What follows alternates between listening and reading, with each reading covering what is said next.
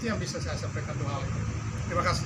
Dan kalian juga harus mengetahui saudara NM ini, setahu saya ya, laporannya itu lebih dari 10 loh. Lebih dari 10 dan semua.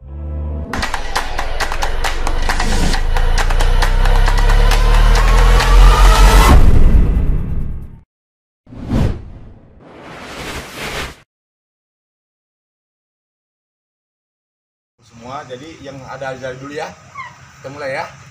Oke.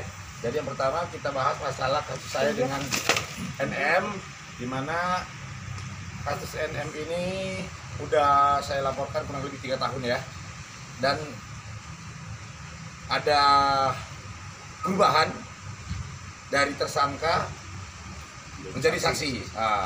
Itu yang bisa nggak kita terima sampai saat ini. Itu atas ulah siapa dan dasarnya apa? Coba jelaskan bagaimana Pak. Oke, jadi terima kasih jadi tersangka menjadi saksi. Jadi kami mohon kepada Bapak Presiden Joko Widodo serta Bapak Kapolri dan DPR RI Komisi 3 agar ditindak ya, dan kami nggak main-main dalam hal ini. Karena status tersangka kok bisa menjadi saksi gitu loh. Ya, dan beberapa juga pun ada pembuktian kok. Kalau berbicara tentang kemanusiaan, kami juga punya alat bukti beberapa gitu loh. Contoh, almarhumah Vanessa Angel, ya, anaknya masih 4 bulan juga masih tetap ditahan. Dan belum lagi yang kasus yang ada di Aceh dan di Jawa dan berapapun gitu ya. Ya, mungkin Bapak juga dari ini ada menyampaikan rekan kami, ya, kami selaku beberapa teman-teman lawyer yang tidak sangat menginginkan hal terjadi seperti itu. Mungkin Bapak bisa menambahkan apa gitu Bapak? Maksud itu ya. Baik teman-teman sekalian, terima kasih untuk kedatangannya. Saya ingin memberi sedikit update informasi terkait dengan dilepaskannya Nikita Mirzani dari tahanan. Saya kira 2 hari yang lalu ya, kita tahu 3 hari yang lalu ditangkap oleh Polres Serang Kota atas laporan klien saya, Dito Mahendra. Lalu kemudian setelah ditangkap berlaku 1 kali 24 jam, dan setelah berakhirnya 1 kali 24 jam itu kemudian surat perintah penangkapan ditandatangani, dan bahkan sudah ada surat yang beredar pindah ke lembaga pemasyarakatan tahanan waktu itu.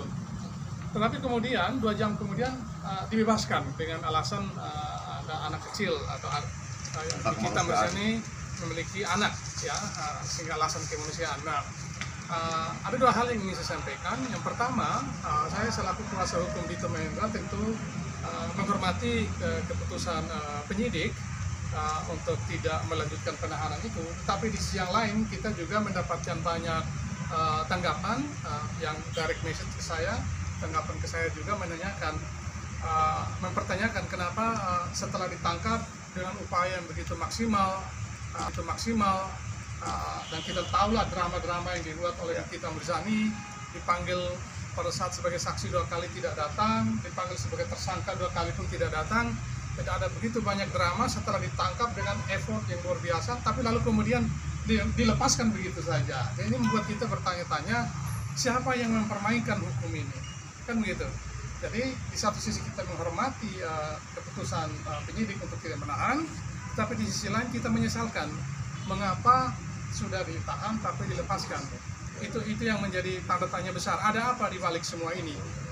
Orang yang sudah secara nyata-nyata membangkang terhadap panggilan polisi, bahkan cenderung tidak menghargai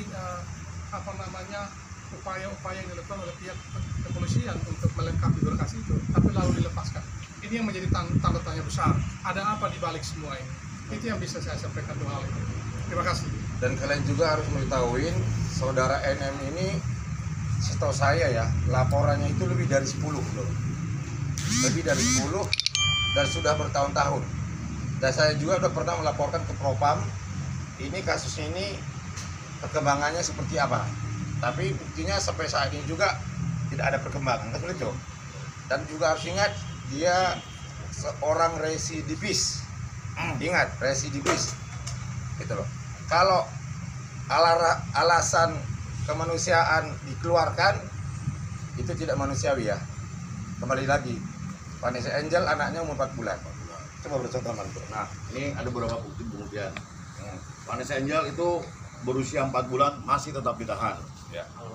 Almarhumah ya Vanessa Angel. Terus si yang di kasus yang di Aceh, ya.